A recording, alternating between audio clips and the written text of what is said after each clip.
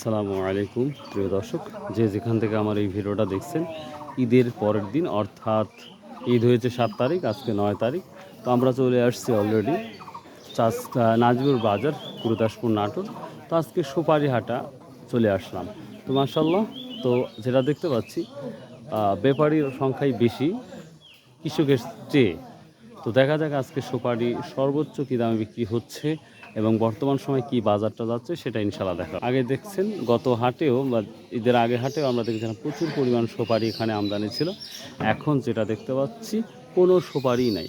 তো তার জন্যই দামটা অনেক হাই। আমরা 850 পর্যন্ত শ দেখিয়েছিলাম এবং আপনারা জানেন মখারা দেখিয়েছিলাম প্রায় 800 টাকা শ।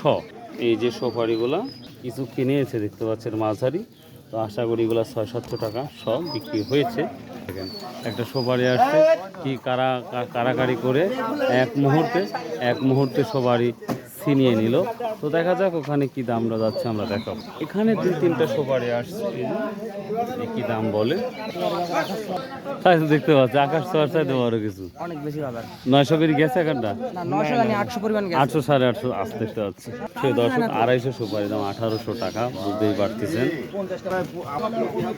সর্বোচ্চ 850 টাকা 800 টাকা সব বিক্রি হচ্ছে সুপারি, সর্বোচ্চ হাইটা, সর্বনিম্নটা কোয়ালিটি ভেদে। তো যাই হোক, সুপারি যেহেতু নাই আর কি বলবো, বা দেখানোর মতন সুপারি নেই। এখন মাঝারি সুপারিটাই অধিকাংশ বেশি, সবার বড় সুপারি তুলনামূলক অনেকটাই কমে গেছে।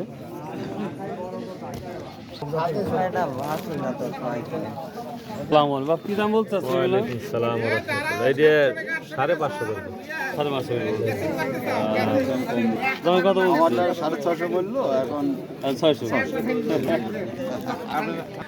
প্রিয় দর্শক, এই ছিল আজকে সুপারির বাজার আপডেট।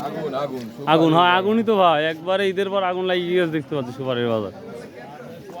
তো প্রিয় দর্শক, এই ছিল আজকে সুপারির আপডেট। সবাই আল্লাহ হাফেজ, আসসালামু আলাইকুম রহমতুল্লাহ।